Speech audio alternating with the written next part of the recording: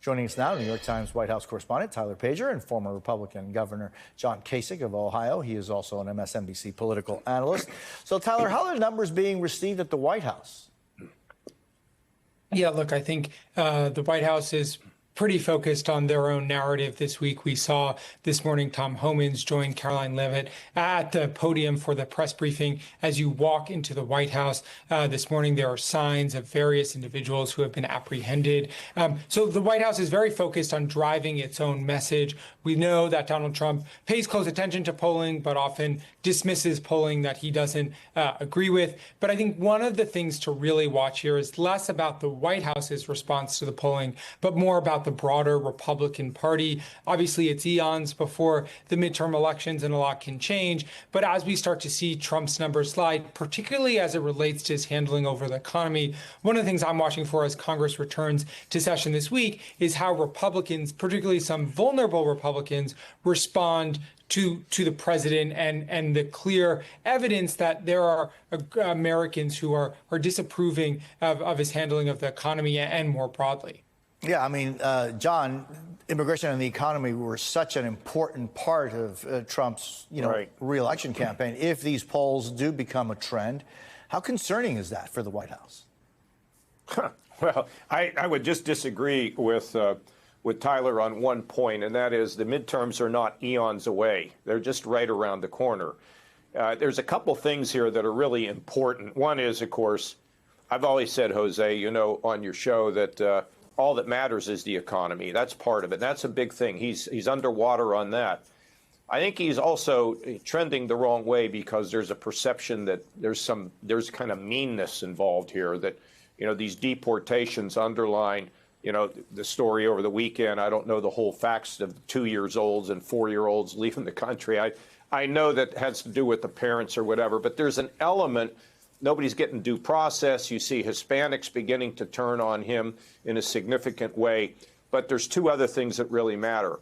Women under the age of 30 are against him now 2-1. And secondly, the country's viewed as still trending in the wrong direction. All those things are very serious.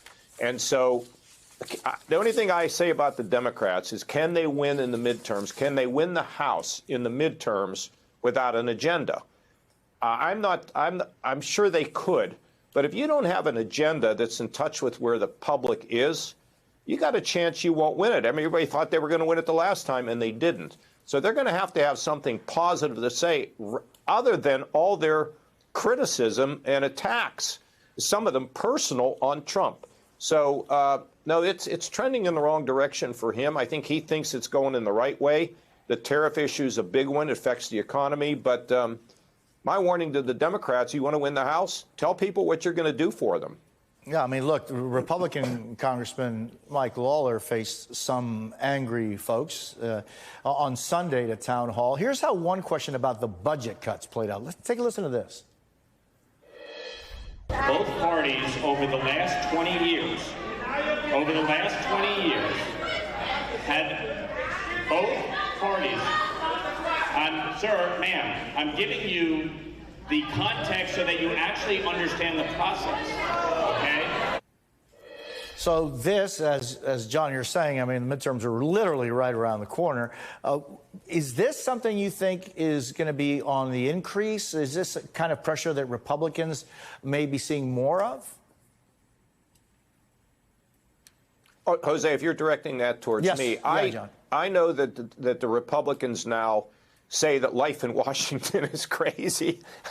I saw a couple of them recently, and they're like, what do you think it's like down there? But what I said to them is, I think you're going to get more space. I mean, I think there'll be more space for you to do the things that you want to do, to gain a little bit of independence from the administration. I don't know whether that's going to happen or not. I mean, these town halls and everything, that's a lot of the Democrat base coming out and yelling, and not totally, but mostly. But, again, it's like yelling and screaming. And so what is it you want to do? What is it you want to do to keep our children from being, overrun by debt? What are you going to do to make sure that the prices of things are going to come down? What are you going to do for middle-class folks? What are you going to do for the young? I know Bernie and AOC are out there, but it's like a litany of complaints, but without an agenda. Jose, I mean, I can tell you that if you were going to run for office, you'd tell people what you were going to do. You just weren't spend your time attacking the other people. But at the same time, Trump's numbers have plummeted, and he can try to ignore them, but they're reality. Things have moved away from him. And so, Tyler, how do you think the White House sees these 100 days? And, you know, there is what you have to say in the messaging, but how do they feel these 100 days have been for them?